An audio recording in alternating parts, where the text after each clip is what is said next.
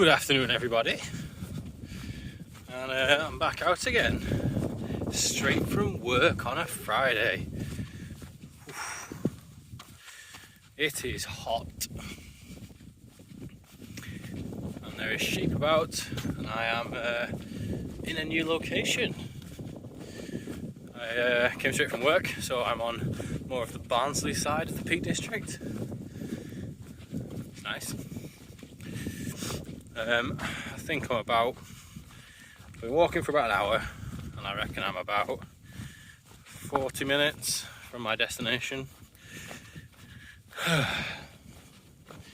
So we'll see what's like when I've got there. Look, I've been there before, and I don't know if there's anywhere to pitch. I've got a brand new tent to try out, so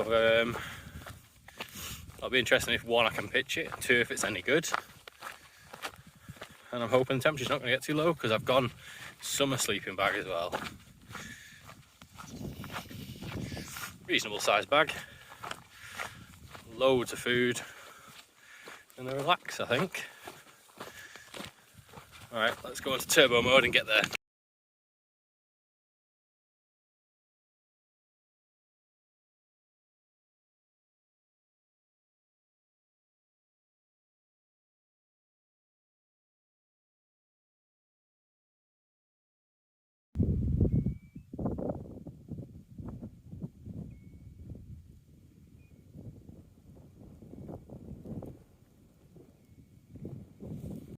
And there she is, everybody. Marjorie Hill. Literally in the middle of nowhere. I've seen two human beings on the way up, and about 500 sheep. Those turbo legs really help on the way up. Really useful. So now I'm going to find somewhere a bit sheltered to stick this new tent up. Not sure where. Pretty much put it anywhere, to be honest, because it's so dry that everywhere is a soft peat bog to just lay your head and sleep. So I need to see you, show you a couple of views, I guess, and how I've dropped on here, I think, hopefully. So there we see Marjorie Hill, and then views,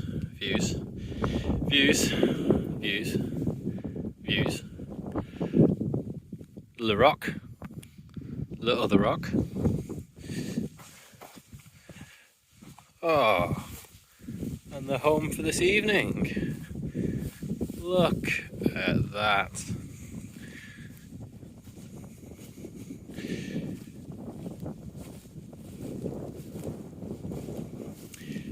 .360 panoramic views, and hopefully just a little bit of shelter from the rock. Oh yeah.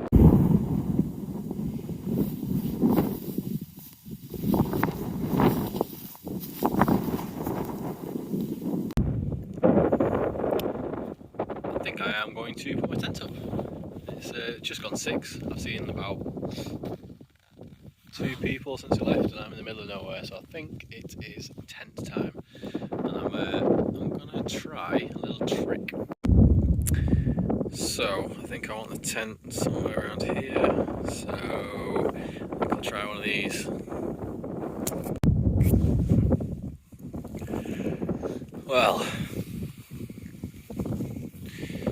that makes a mockery of how difficult it was to put that end pole in. But it is up, and it is a fine looking tent.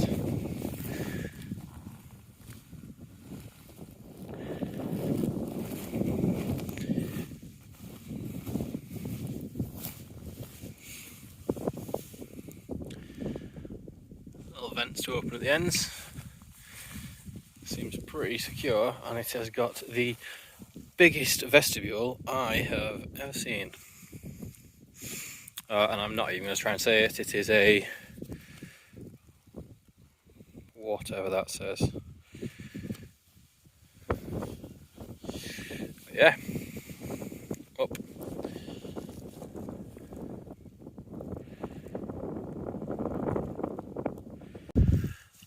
just remembered I've got another new piece of gear that I completely forgot about until it's just set itself off in my bag.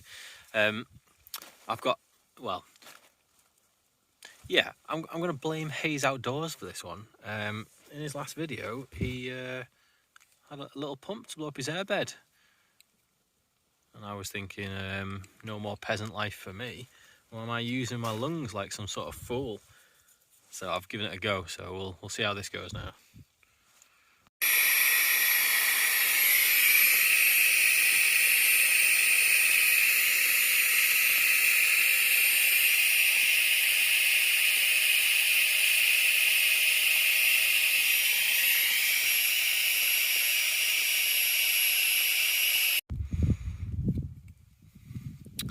Well, that's a bit of a game changer. It's not quiet, but yeah, I think it was about 15 quid on Amazon. That might be with vouchers, it might be about 20 quid. But yeah, check it out. Oh, and obviously you can't stop without mentioning that it comes with a little bag, and obviously that's one of the best things about camping is loads of little bags everywhere. Alright, I best I try and do a little bit of a tent review. Notoriously crap at these, but we'll give it a go. Size wise, it's massive. I think it's about 1.7 kilograms with the footprint, which came with it for free, which is pretty bang on. You can see, hopefully, the size of this vestibule is massive. It's my rucksack, all of my gear, and just half of it. In terms of the inner, it's got a huge zip. So the whole thing opens up, and all of the little netting and everything ties up with little clips so you can tighten them, which I don't think I've seen before and is fantastic. What a wonderful little idea. So you can just tighten them so everything stays where it is and it's not a pain in the ass trying to do it. The actual inner itself, it's mesh at both ends. It's got pockets all the way around the inside, and it is massive. That's an X-therm, and it's not quite touching at that end. And it stops there, and then all of my gear is at the bottom. And there's a gap behind it, gap in front of it, so very spacious for one person. In terms of height, I'm sat right in the middle now. I'm about 6 foot, and I'm just alright sitting up. It has got, which is cool, little line for hanging stuff on, which is cool. Yeah, first impression's pretty good. It's doesn't like, no, material feels good. Doesn't feel like completely budget. Feels like it's reasonable. Couple of rough stitches, but nothing to be concerned about. The zip. So the zip is, well, flimsy and definitely not waterproof. I would be a little bit concerned about that going. But it's no different to the one that's on my Lux Hex Peak one, and that's done me fine. Just make sure that I'm not slamming it shut under a huge amount of tension. Just be a bit careful with it, but it should be alright. Yeah, it's got a double zip as well, so you can open it from the top. It's got a little stiffened peak there to keep any water out as you have a little look out. But yeah, first impressions, pretty strong. And actually, it wasn't as much of an absolute pain in the backside to put up as I thought it was going to be. That pole at the end, though, yeah, that's going to get old really quickly. That might be a tent ruiner, but we'll see. I'll take it out a couple of times. Maybe it'll ease off and stretch just a bit, but yeah, not great. Yeah, nice one. Right, I'll go for a little wander and have some food.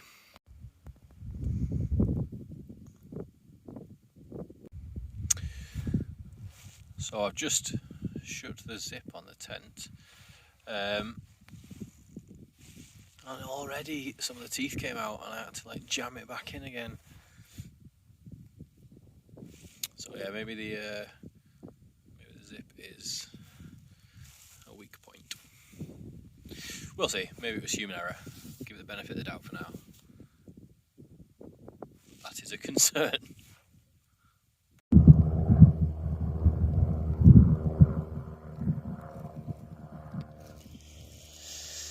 Yeah, with these spy planes about, it's a good thing that it's a nice retiring camo style colour.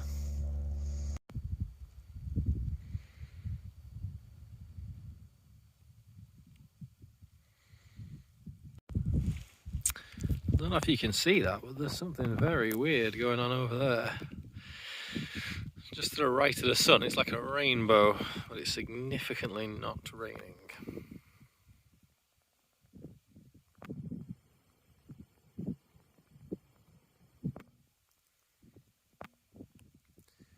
Any ideas, anyone? So the sun's just about going down, and I have come to check out the inner of this tent again. It's big, really big. And it's been alright since I put it back together. I think I'll just be a bit gentle with it. Yeah, pretty nice place to be. I've just eaten so much food because I was starving. And I'm good now. So I might watch a film, might read a book. We shall see. But that's pretty much all the activity I've got for the evening. I am tired. So I might film a little bit more, I might not. If not, I will see what the morning has to offer. Good morning. Yeah, really good night. I went to sleep last night about 9:15. And then I've just woken up and it's about 7:15. So what's that, 10 hours solid? Yes, that is a test. That is a test of a new tent. Yeah, fantastic. It was completely still last night. I think the wind was like 1 mile an hour, so there's no test of like capability. But it was really roomy, really comfortable. Loads of space. There's no condensation at all this morning, which is pretty good. But yeah, definitely be using this one for the next couple of camps. I'll be interested to see what it's like trying to take this pole out now. But yeah, so I'm going to throw my kit back in the bag and drop the tent, smash it all back in, and then I'll let you know how easy that was. But yeah, just side of this vestibule, amazing, so much space.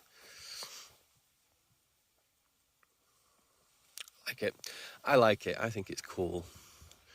We'll see how the zips and everything else hold up, but so far I like it. And it feels, I don't know, it looks and it feels more expensive than the price tag, as long as everything holds up. Right, I'm going to stop talking. I'm going to drop this and then see where we are. It's very nice again this morning. Bit of blue, not that cold. Nice. This is the back pole I keep mentioning. You can see the amount of tension that's in that. It's difficult to kind of film one-handed, but to push that down enough to get over there is crazy. And there she is back in the bag. So it's not the smallest bag, but it's not very heavy. Actually, it's not that hard to get back in the bag. You could put it in a smaller bag. Some of the pole sections are pretty long though, so you wouldn't get it much shorter than that. But yeah, it's not too bad to get back in. I imagine it'd be an absolute ball ache if it was wet, but so far so good. So it's got there. And then most important part, guys, leave no trace. But yeah, it's been a good one, this. Let's have a little one drop here.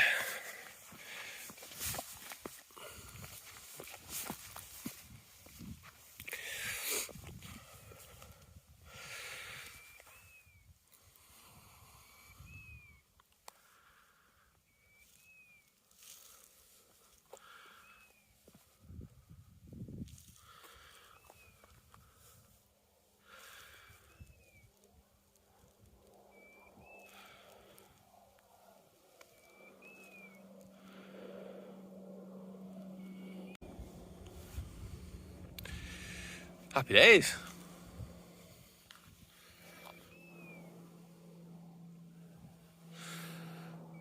Right, I'm going to go on a nip over Marjorie Hill again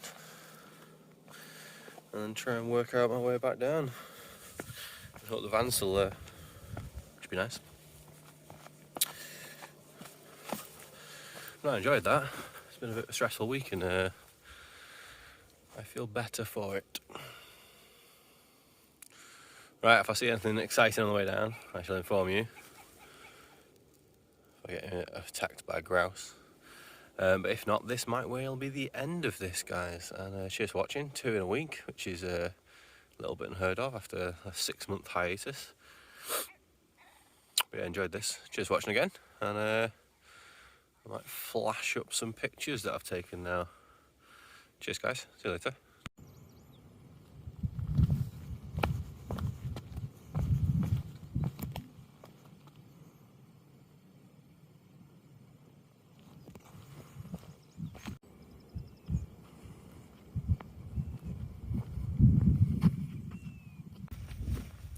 Now, whether a couple of hares on the path counts as interesting, I don't know. But I found out something about hares today.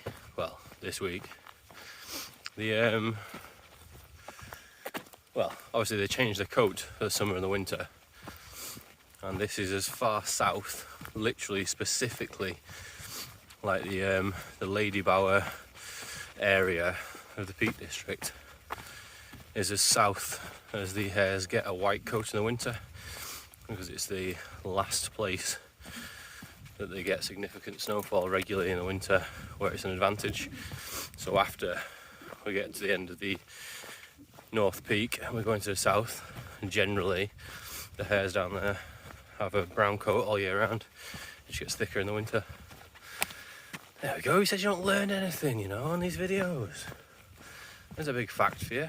So we are the cusp of the division between the mountain hares, and that one definitely had some white fur on him that he was just growing out. So this might be the end of the video now, after you got some extra knowledge there at the end. Roll credits.